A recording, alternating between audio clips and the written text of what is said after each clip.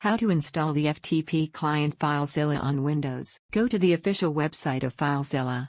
From the download section of the website, download the Filezilla FTP client installer file for your Windows operating system.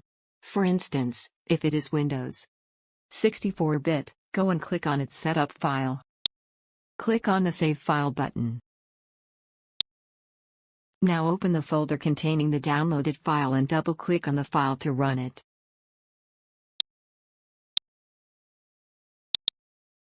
Click on the I agree button, then click on the Next button.